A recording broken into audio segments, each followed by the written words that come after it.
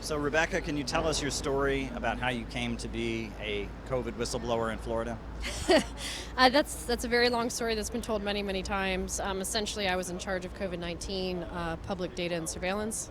I was asked to post misleading data to give the false image of the safe to reopen. I refused and I was fired, and then became public enemy number one of a Florida governor seeking to be president.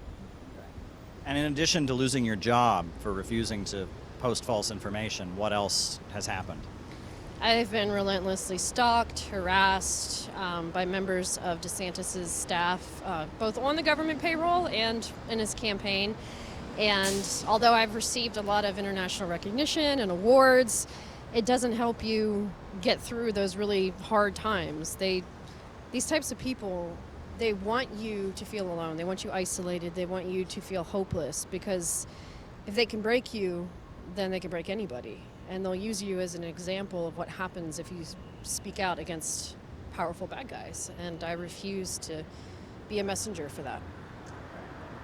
Now, do you feel like U.S. leaders are a bit hypocritical when they talk about protecting whistleblowers, but then there's people like you who don't get such protections?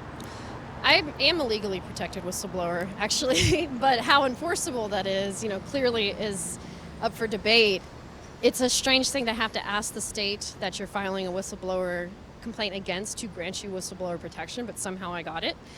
And yeah, I think the United States can be hypocritical when we celebrate whistleblowers from the corporate world or from other countries, and then we mistreat them here on our own soil, or we allow them to become polarizing through politics when the message is really not about the whistleblower, it's about the truth that they're bringing forward. And that is a peril of media, of government, of politics in general. It exists everywhere.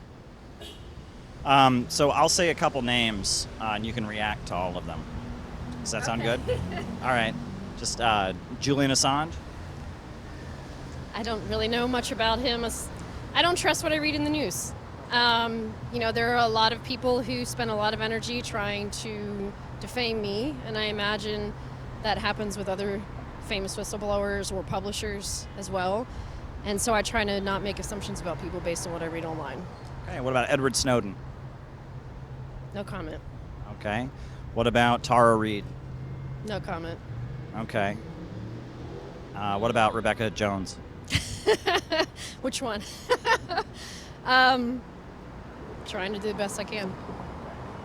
Now, let me ask you, this conference, do you feel like a lot was accomplished today? Well, we're not done yet. I'm speaking at the end of the conference, so by then I think we'll have covered a lot of really important topics. It's, to me, especially important to have that focus on the Veterans Affairs agencies and whistleblowers within there, because we made promises to people who signed up to serve, and we haven't kept them. And it's a very underappreciated, underacknowledged area to whistleblow in. But I'll be speaking about, unironically, controlling your own narrative or owning your own narrative. And I've done that well in some times and not so well in others. And it's a hard thing to do. The names that you mentioned prove that, Julian Assange is mired in controversy, and there's no telling how much of it's actually true. What he did, I believe, should be something that's protected. It was my mentor's and good friend Daniel Ellsberg's dying wish that Julian Assange be a free man. And so I don't think that was always my attitude, but being in this community has made me more skeptical of some of the methods of attack to defame these people. What are the goals? To educate, to inform, to provide resources, to provide a guidebook of sorts to help people navigate this. Because it is a very strange thing to become famous overnight, speaking from experience, and it's not easy to know what to do, And let me just ask you one last question, which is, many of the whistleblowers that I've named, many of the famous ones, have actually gone to Russia for asylum or gotten support from Russia. What do you make of that?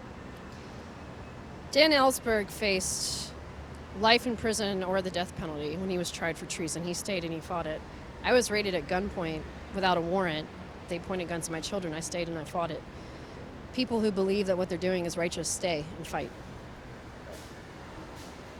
But why Russia? Why do you think Russia is the one offering the support? They're an adversary, a political adversary. It's advantageous to countries that want to undermine American discourse or create division to support and prop up those who cause it. Thank you very much. Yep. Yep. We appreciate it. Thank you. Thank you.